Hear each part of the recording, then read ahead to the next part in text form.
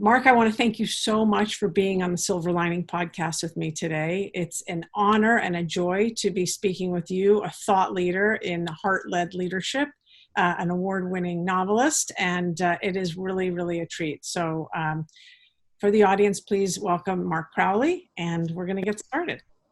Well, thank you, Claude. I've really been looking forward to this, and it's an honor for me to be invited.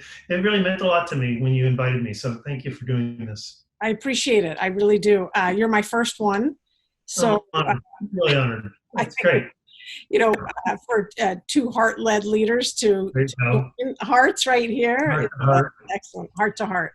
Mm-hmm. I've done enough research on you and know what your day-to-day, what you're about, what your essence is about. We'll get into that in a sec, but I'd love to hear a little bit of your origin story.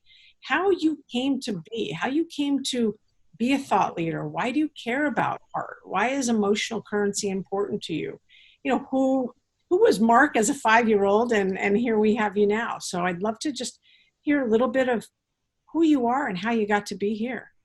So it's a big story, Claude, and it's actually like the whole evolution of my life. So it's not like, I graduated from college and, I interviewed somebody recently and he says, this has been it. I graduated from law school and I didn't like it. And I realized my job is just to do this for the rest of my life. And I wasn't that guy. I just was, I had no idea.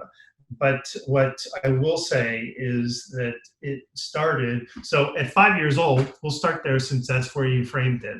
I was a happy kid growing up in Long Island. And by the time I was a 9-year-old kid, I was a very unhappy kid.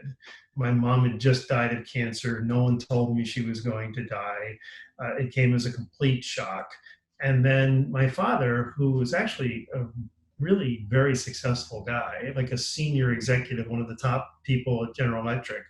He was as great as he was in business. He was as flawed as a human being and as a parent. And he, I've told people this, that I think that, that it was almost his purpose to destroy my self-esteem, to destroy my spirit, cripple me for life. And so he told me that I would never amount to anything, that I would lack, and he did this with screaming so that it just pierced you. And so, of course, it was harmful. And I always believed that, that if I could just sort of steer clear of him, and I actually had a neighbor that saw something in me, insulated me and welcomed me into her home and gave me this vision that I could be somebody very different, truly saved my life. And so when I graduated from high school, I thought my father was at least going to pay for me to go to college. It's sort of this weird thing. You're never going to amount to anything, but if you do, I'm going to send you to college, right? So I don't even know how to explain that duality, but what I will say is that he had the money and he was a very wealthy person by the time I graduated from high school. And instead, he kicked me out of the house like 2 days after graduation with no word, like no, preparing, no, let's get in the car and find some clean, safe place for you. Here's money for rent. Here's, nothing. And so it was over. The relationship was over. I never went back for a birthday, never went back for Christmas, Thanksgiving, nothing. And so I equated graduating from college as sort of the equivalent of I wasn't going to be the person that he told me that I was going to be. So it was binary. So if I didn't graduate from college, Claude, even as handicapped as I was, because I had no job, I had no way to make a living, I had no skill set to truly be independent as an 18-year-old and go to college and kind of live your life. I could see that this was going to be a real problem. And so ultimately what happened is that I realized no matter what, if I have to graduate from college, because if I don't, he will have been right. And that will have destroyed me. Literally was my conscious or unconscious thought. So I got through college. I should have been kicked out my freshman year. I never went. I didn't do the work, but I had professors that somehow saw something in me and, sort of carried me along. I probably did a little bit better than I'm giving you a sense of, but not that much. Mm-hmm. But I kind of, over time, kind of figured it out. I figured out a way to make a living, at least survive, and to just create one step after another kind of momentum. And it took me longer. I think I graduated in like 5.5 years. And that plays into the story, by the way. And so what ended up happening is that I ended up going to a major university, top public school in the United States, ended up doing very, very well at the end. But at graduation, and I started looking around literally on that day and thinking, man, like, how much better off could I have been if I had had somebody who I presumed everybody else had, somebody who cared about them, someone who nurtured them, created some safety for them, encouraged them, praised them when they were actually successful, or, a great way to get through your first year, or way to do a good paper and get an A, whatever that was. I didn't have that. I had to be self-regulating and self-fulfilling. And when you're taught that you're a piece of shit, you're not very good at doing that. You diminish most of those things. So the long and short of it is, I graduate, I got that accomplished, I get into managing people, and I did something that I still don't understand how I did it or why I did it. But I made a pivot unconsciously, and so unconsciously that it didn't become aware. I wasn't aware of it until I was like 42 years old. I decided that everything that I always wanted and believed would have made me infinitely more successful, I'm going to give that to the people who I'm managing and leading. And let's just see what happens. And I didn't articulate it, and I couldn't articulate it. But every team, I kept getting these promotions. I kept getting these jobs, do you realize who you're giving these to?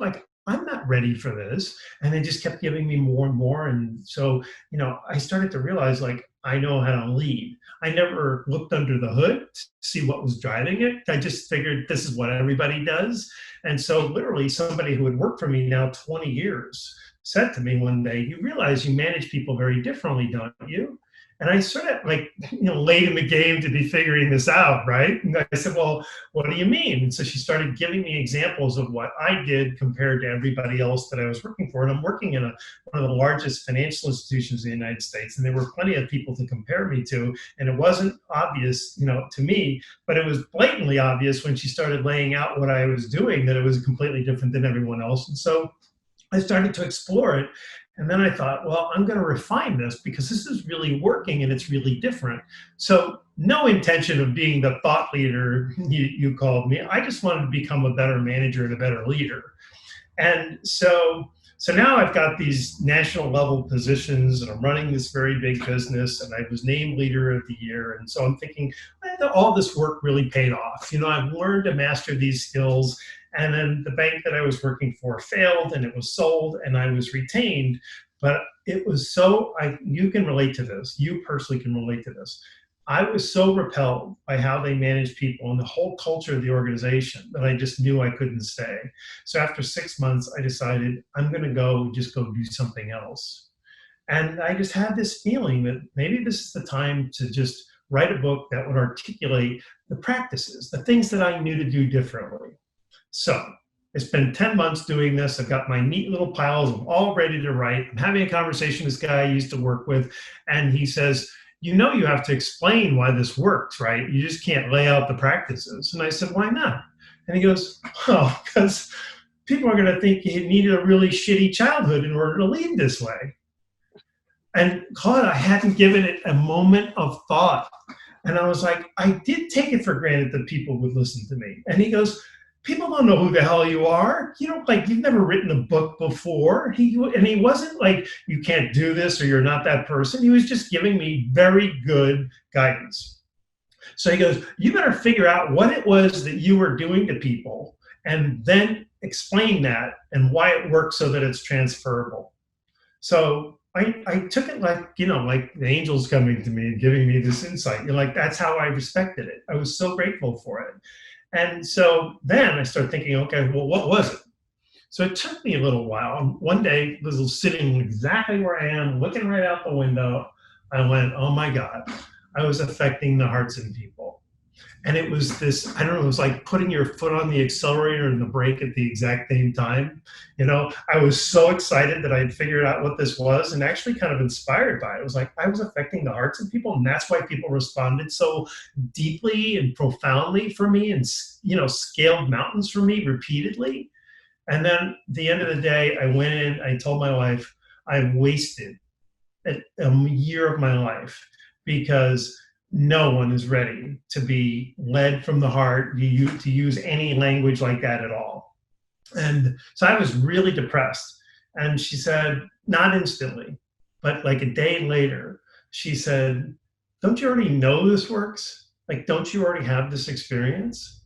And it was like, oh, yeah, like I do. Yeah, thank you for that. And so I was like, so she goes, can't you just then go find some evidence to validate what you already know to be true? So I was like, okay, dust yourself off, get your ass back into work and figure out how this is all going to go down, right? So now I'm re-encouraged. So I start writing all these cardiologists. I had this insight. Cardiologists, these are the people that study the heart, they're going to know. So I reached out to them. None of them were going to respond to me. None of them did. I wrote these beautiful letters. Please, could I come in and interview you? I have this idea about a book. Nothing. So I had this life insurance policy that expired when I left the organization. The company, at my level, they paid for like a big insurance policy, and it evaporated the minute I left. So I needed to go replace it. So they came to my house, they ran all the tests. My brother-in-law owns the insurance company, calls me up and he goes, I'm not bullshitting you, but you have a serious heart problem. So you see, the heart just keeps coming back into my life, right?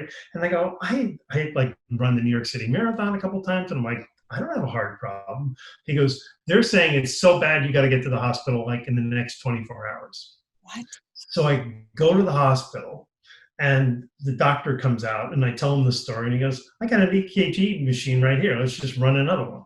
So he runs another one. And he goes, they just misread it. You're in great shape. Don't worry about it. And so I go, thank God. So off I go. And he goes, no, I'm your new doctor. Tell me about what you're doing. And I said, whoa. I said, do you know any cardiologists that might talk to me? Because this is what I'm doing. I'm writing a book. And he goes, well, that's funny. I just yesterday learned about this woman who just wrote this book. It's called The Heart Speaks. And she might want to talk to you. So he introduced me to her. I go to her. Dr. Mimi Ganeri graduated top of her class at NYU Medical School. I walk into her office, and Claude, she doesn't even get up. She just looks at me and she said, Mr. Crowley, you have figured out something we're just figuring out in medical science. I had tears, still like hugely impactful moment in my life, because I didn't even know what she was going to say. I just knew she was going to say, you're right. You got it right. You figured it out. And what she said was, we're just figuring out that the heart isn't just a pump, that it's much more, that it has this huge impact on our choices and our decisions. And she said, I went to medical school and they taught me that when you're working on it, like, don't get caught up in a cadaver, like that's the spirit of somebody or their humanity. I'm sorry, I got emotional there. I just relived it, and it was like this just amazing experience where she said, I was taught, just treat it like a carburetor. She goes, but my clients would come in and they would have all these serious heart issues. And then I would start to talk to them, and they had bad marriages. They were alcoholics. They had financial problems, huge stresses in their life. And she goes, if the heart is responding to those life experiences, it can't be a carburetor. And so the long and short of it, and I appreciate your indulging me in this, is that I see, like, from 9 years old on, was just this succession of experiences that made me completely certain that the way we're leading people is failing. The way we need to lead is completely the opposite of the way we've traditionally led. And ironically, what we've always believed would be the worst thing you could do, caring about people, supporting people, nurturing people. These are all things that we think are the weakest thing, which is why this language of heart is such a trigger for people. They hear it and they go, he doesn't get business. He's a religious guy, spiritualist, or a nut job, all of that. I know. So that's the story. And I appreciate your letting me tell it, because it's not a quick one. Mark, thank you. I'm blown away, emotional, and thank you for just your vulnerability and sharing that. What was so evident to me throughout the entire story is resilience. And when I think about the heart, the actual organ called the heart, I think about how resilient this muscle is. It's our strongest muscle. Without it, we die. It beats, it breaks, it tears, it mends. And I think about your spirit at 9 years old, being told you will never amount to anything. And you leaning in on the only thing that made sense to you, which was doing something different than what your father had done to you. Like it's actually very common sense. You just, exactly as you said, you got out of school, you started managing people, and you just said, I'm going to do this the opposite way my dad treated me. And here you are. I mean, I don't mean to simplify it, but it is the equation is easy. 1 + 1 = 3 in that case.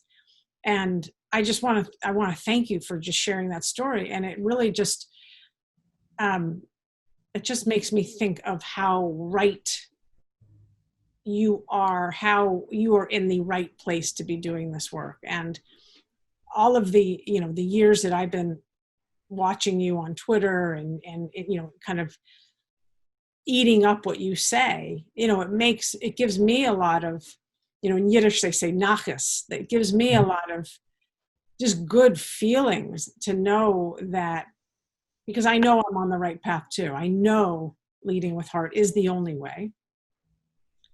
But here you've been putting it into practice for longer than I've been doing it, if you will, in a management capacity at large companies. You wrote a book, and I just think what you're all about is so right. And that's why I really wanted to meet you and get to know a little bit more of how you came to be this person, like how you came to be focused on leading with heart. Because let's be honest, while I think it is exactly what we need to do, it is definitely more, let's just say, feminine, if you will. And I'm quoting this because we know what we're talking about.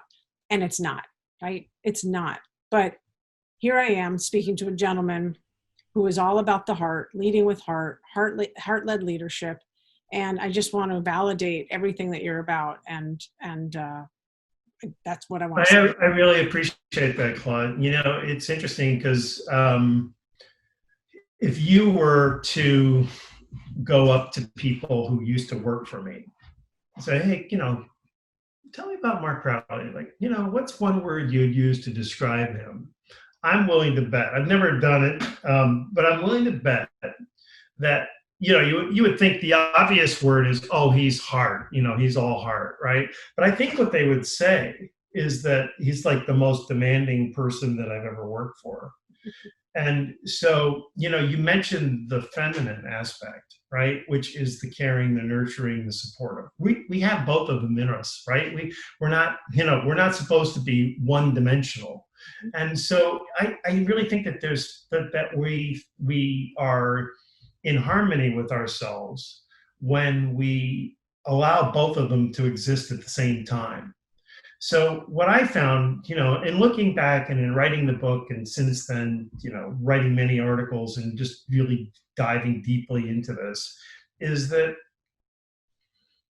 by caring about people, creating a safe place where people felt like they could come talk to me and tell me what was on their mind and not like, BS me as the boss because I'm going to get in trouble or whatever, that by having this relationship where they knew that I had their back, that was the catalyst that allowed me to say, I need you to do more. I need you to achieve more.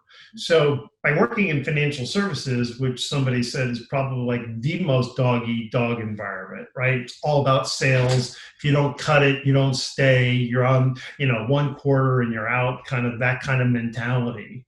the only way to offset that is to create an environment where people feel like the work is meaningful, the boss loves me, I'm growing and developing, and I'm contributing to something that's worthwhile, right? And so when you have that, we had at one point was managing, this is earlier in my career, like 30 bank, the bank branches where you go get your checking accounts and loans and stuff. So I had 30 of them in San Diego, and we had this, basically the bank came to us. I won't bore you with the details except to say the bank asked each manager to achieve $10,000 in net income per month. You don't have to understand the math. It wasn't real money, but that was how they calculated it. And it really boiled down to driving sales. If you hit a certain level of sales performance, you're going to hit that number. And they were getting paid off of it, so they had an incentive, right? So I took my team away on a retreat, and I said, this is like the most talented, the most supported team out there. We know more than everyone. I trained them intensely, really coached them, invested in them, and they were fantastic people, and I hired really well. So I knew like I had the team. So I said, the bank has asked us to do 10,000. What do we want to shoot our sights on?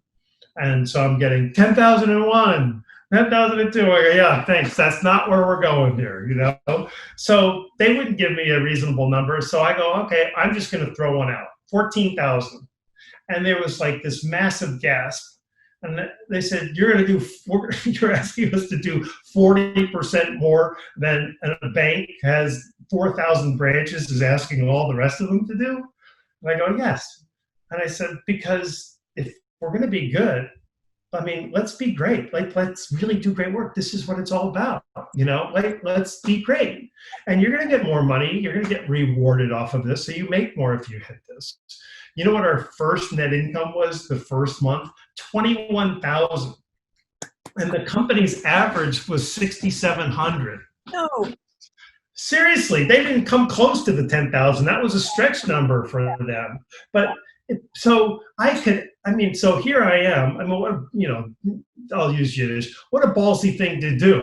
I'm kidding. But, to ask somebody to do 40% more when the company itself was saying, this is all we're asking, But we were number one forever, and everybody walked around like, I'm part of this team. I'm part of something that's really great. And I think it enriched their lives. It made them feel that their work was worthwhile. They worked well together and collaborated, they cooperated. They shared ideas. It wasn't like, I'm trying to beat you. It was everything that you could really want in teamwork. And so, but it's the demanding aspect that's the male. But you can't be demanding 100% of the time unless you're doing the rest of it. And that's where we get into trouble, is we think we can just, I need you to do this, where are you on this? And I need this next project. And all of a sudden Claude goes, he doesn't care about me at all. He just cares about my work, getting my goals met. And once people come to that conclusion, it's sort of game over. People just go, forget this guy. I'm just not going to support it. Yep. I love the story, and you're absolutely right, because the name of the game in so many ways is, how do we retain high-performing talent right now?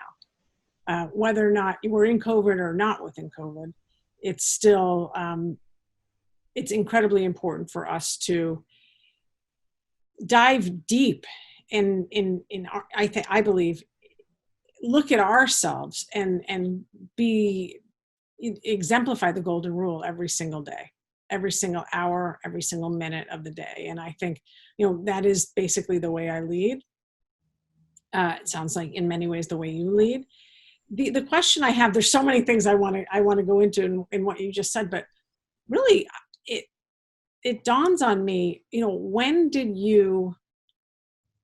have you been able to look in the mirror, go out into the beach, look at the water, whatever it is that you do, and say, yeah, my dad was wrong.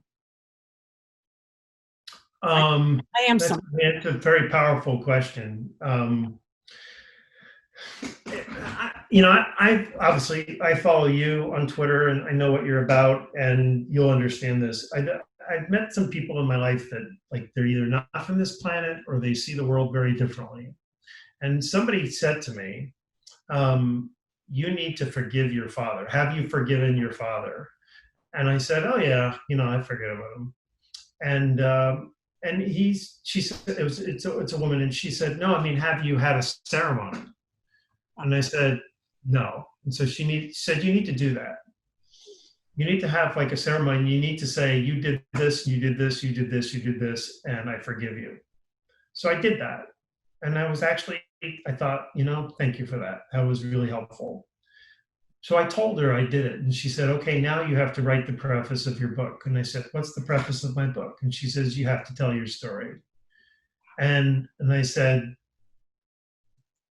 I'm pausing because I'm like, what's my audience here? But no effing way am I going to relive that. And she said, that's how you will heal it. And so I went to my library at UCSD with this and a pen. And I thought, okay, I'm just going to sit down and I'm just going to start to write. And honestly, I thought it was going to kill me. I really did. It was like I was suffocating. And I just thought, there's no way. I can't tell you the number of days where I said, there's no way I can do this. And she said, you have to write it now. And so I don't really know what her spiritual talents are, except to say that what she was able to do was to guide me and say, Claude, I never intended to tell my story in the book. I never intended to write it. But what she was really saying was, you can't do this work unless you fully heal it, And so by writing it and reliving it and seeing it in sequence and going through that grief and then realizing like I've actually made it to the other side. So I have another friend. So after I've done all that, now the books come out and I start writing for Fast Company and I'm getting these articles in Fast Company and they're doing really well. She goes, I just need to like level check here. Are you a writer? And I couldn't go there. Like I just said, not certain of that yet. And she's like, really? Like it was, so she goes, if you could turn it around, like if I were to ask you based on what you've accomplished, like ask me if I'm a writer, what do you think my answer? I go, well, of course you are. So I guess really what I'm pointing out is that it's a sequence of healing. It's a sequence of transitioning, but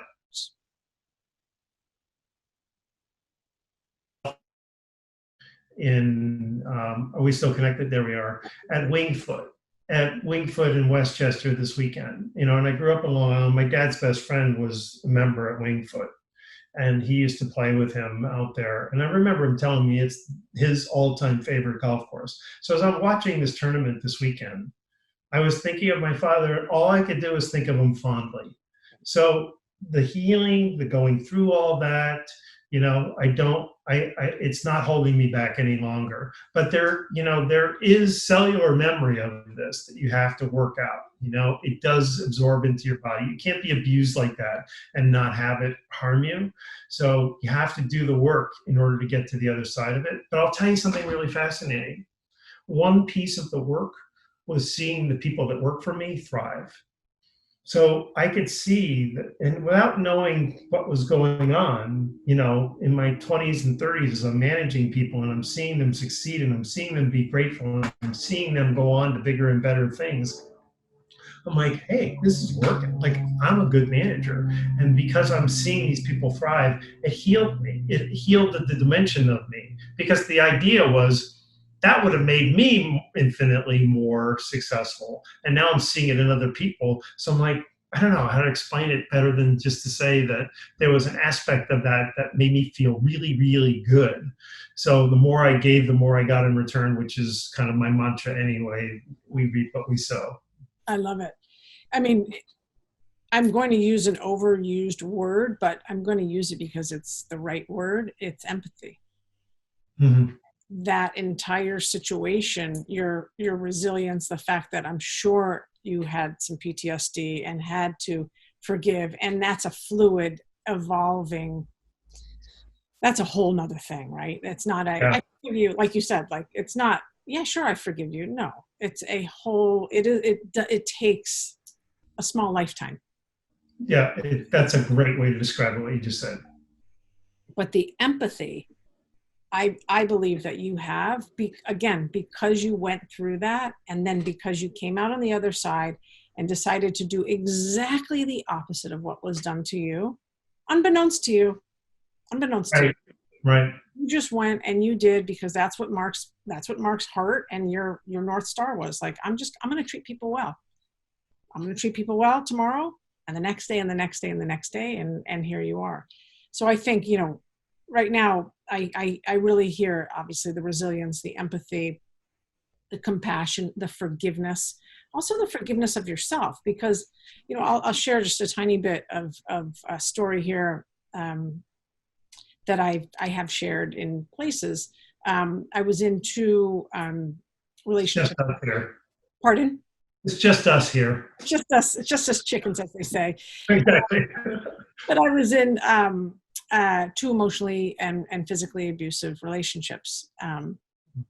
The first one was at 22 until I was 24. So that was, 2-3 very long years, really. And then 30 to 35. And the shame that I carried, because, well, Claude should know better. Claude was raised well. Like, the shame that I carried for a very long time only continued the abuse. After those relationships were long gone, after I got out, after I even, went to therapy and started my own healing, until I could really understand the prison I was keeping myself in because I couldn't forgive myself. The minute I started to talk to other people like me, who had been in situations like me, and I realized that I wasn't the only one, that made my empathy gene umpteen times, it was ginormous. I've always been an empathetic person, but to really understand that I'm not the only one. I'm not the only one that suffered. I'm not the only one that's dealing with PTSD, or what it's like to, have those cellular memories, even though I don't have any more memories. It really, God, you talk about emotional currency. It gave me everything to be able to recognize that I'm just like Mark. And Mark's just like me, and you're just like Jane, and I'm just like Jack, and we're all so similar. It's called the human condition. And you've spoken very eloquently here and in your book and elsewhere what our people need. They need to feel psychologically safe. They need to feel like they belong. You need to connect with them. In your article in Forbes in 2016, you actually laid down the 4 objectives for leaders. I'd love to actually, if you wouldn't mind just running through those, that would be fantastic. And I don't mean like sprinting through those. I mean, good. No, good. You'll have to remind me what they are in that article. Yeah. Everything you've talked about: invest deeply, connect personally, hire for heart, and love well. It's everything you've already talked about. But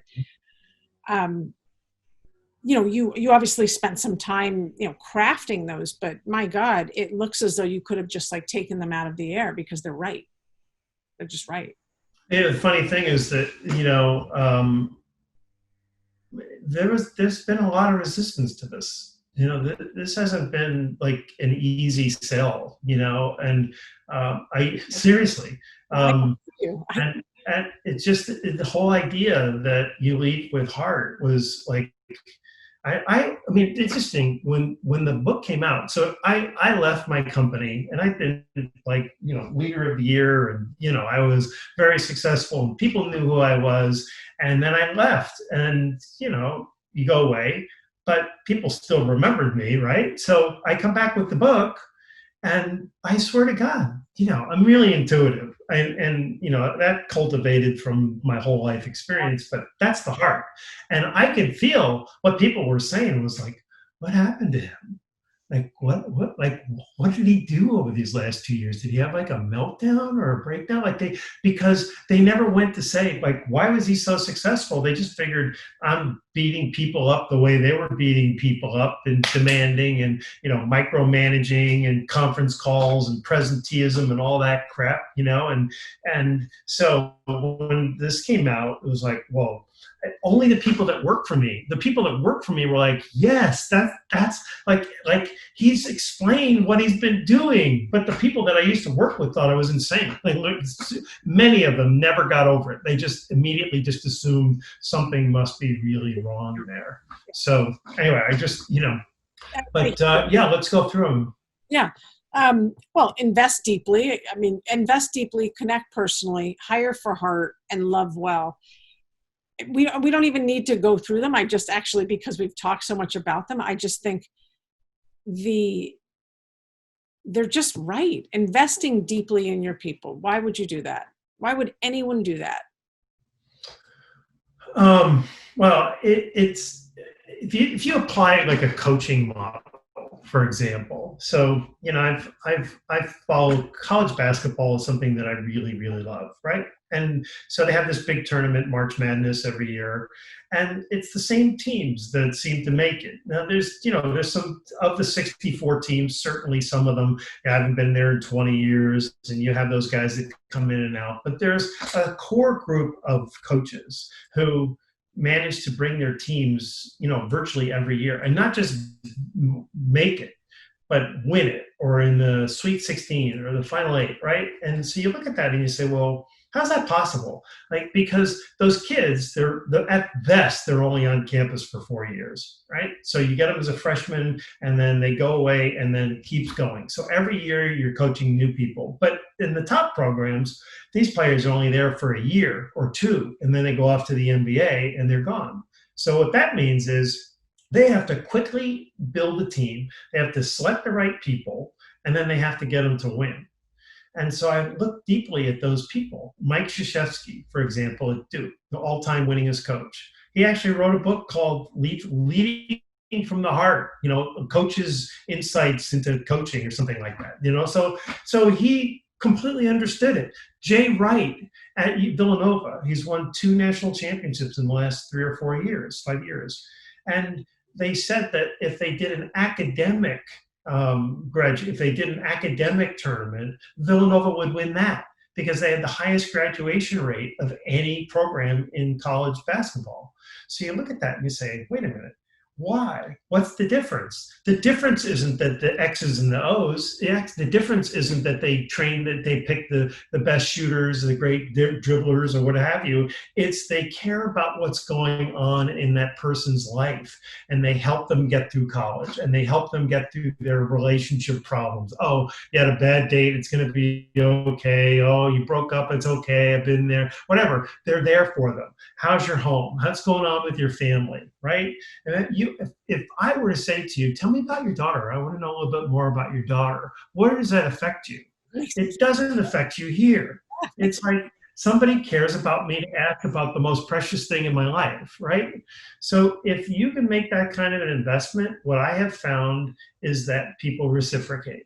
They're so grateful that they want to give back, and they want to give back not in a manipulated way, but in such a authentic way that I am so grateful to you, Claude, that I want to work hard for you and stay late for you and do whatever it takes to get what we need to get done here for you. But they don't feel it like, okay, and now I've handed over the goals to Claude, and now she's the big recipient here. They feel all part of it. We're all connected, as you were saying earlier. So that's the reason you do it. Besides, it's a much more enjoyable thing. It's just much more satisfying to be able to help people in all the dimensions of their life. Absolutely. And that's can you still hear me? Yeah. Yeah. I mean, invest deeply, connect personally, right there. We're talking the same language. Hire for heart. Tell me about that. How do you hire for heart? How does one hire for heart? I think, the big issue is that, Pantajali, who created yoga, allegedly, but, Indian philosopher of 5th or 6th century, said that everyone's purpose is put into their heart. And Buddha said, you're here to find your purpose, right? So your purpose is in your heart. You just have to go find it. So we go out and we explore, but a lot of times people will come to you and they'll say, "Oh yeah, I'd love to work in a bank." And really, what they're saying is, "I'd love to work anywhere because I need a job," right? So you have to start there. You have to start with, is it a match?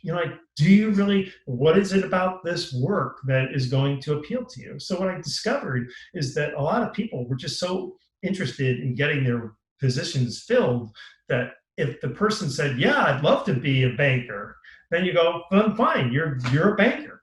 Instead of saying, "Tell me why banking is even of interest to you."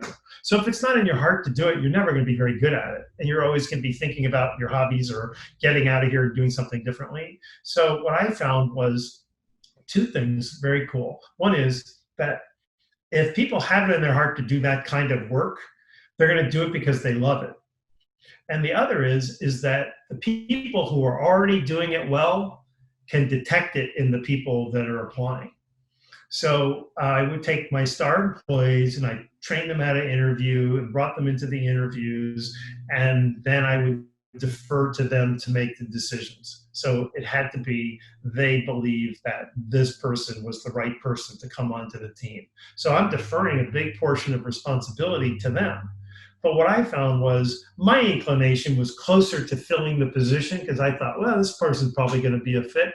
But there was some sense of detection that they had in themselves of what it was that meant that this is what I really ought to be doing with my life, that they could say was binary. Is it in or is it not? And so I can't tell you the number of times where I thought, okay, it's like, we'll just say contestant A, contestant B, contestant C, applicant A, B, C, and so, I'm like, it's going to be B, and they're like, the only person we don't like is B. I'm like, what are you talking about? Like, how can you say that? And they're like, B is not the person. And I was just like, I'd go quiet because I realized their instincts are better than mine here. And I have great instincts because I'm, I say cultivated this intuition largely just to maneuver around my father and what was going to, keep me from in harm's way, but allowed me to be able to feel into people, which, by the way, I think is another critical skill. You mentioned the golden rule earlier. Somebody mentioned this to me, or I read it in a book from one of my podcast guests recently, and it's the platinum rule, which actually kind of stunned me because we say, "Do unto others as we wish, done unto us," but it's do unto others what they want you to do to them. I've mangled the quote, right? but the idea is to identify what's important to them and then give it to them. And that's stunning, right? That's so it's like, sorry to interrupt you. That's like the beautiful non-codependent version. Yes, exactly. It's not about me. It's not about what I think would be great. Right now, I think, oh, what would make them happy is this, and then you go give it to them, and they're like, man. And so you go, wait a minute, why didn't that work? But if you go to them and say, if you were to do X, if you were to achieve X, what would make you happy? You're going to get options that you never would have considered, but will make them really happy. And sometimes, blows your mind. You're like, that's what could make you happy? But all right, whatever. So I think that's a really powerful way of approaching it, which is to say, individually, what matters to in terms of how I manage you is totally different potentially than how I'm going to manage other people. And that's just fine, right? If I know you're a morning person, then you might be the first person I talk to. I get you fresh at the day. If I know you're like, oh God, please don't talk to me until 8 o'clock, have my coffee, check my emails, or 8:30 or whatever. If I can respect that and schedule an afternoon meeting and then tell you that I'm intentionally respecting that, like, I know you don't like morning meetings, I know you don't do that, so I'm never going to do that to you unless the place is burning down. Yeah. To have somebody that would be that thoughtful, no, it's just, but I found it just matters to people. It matters to all of us. It's caring deeply. Exactly. It is really giving a what about the people that work for you, with you, and who you work for. I mean, I always say, I work for 850 people. I really do. My job is to work for them. Yeah, sure, I have a team, of course. Yeah, no, I get it. No, I totally get it. It sounds like a platitude when you say that. I'm here to serve, but it's in your heart, so you don't have to say it. It's just how you operate, I mean, right? That's the difference. It's not a platitude to you. It's how you operate. It's like I'm thinking about these 850 people all day, all night long. That translates. People feel that. I feel that totally.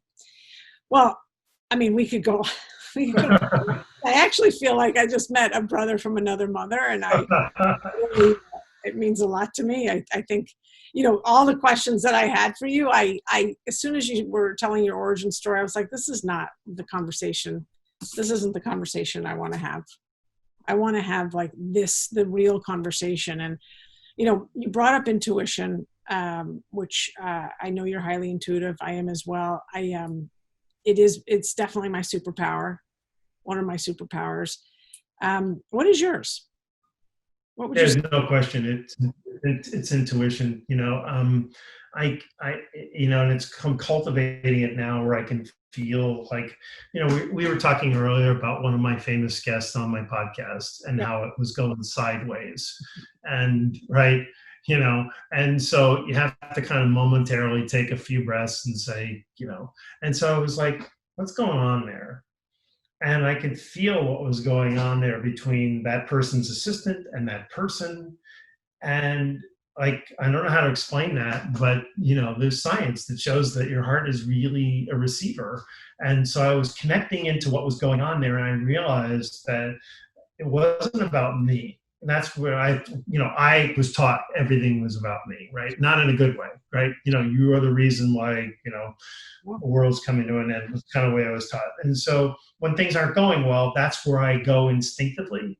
But through an intuitive sense, I could feel like these guys, they just got to work something out between them. That's what this is all about, And so when we did the podcast, it was spectacular.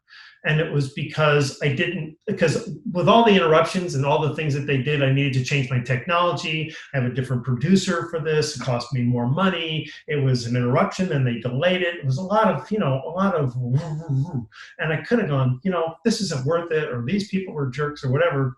But through this sense of, oh, I know what's going on here. They have some issues. They're working through something.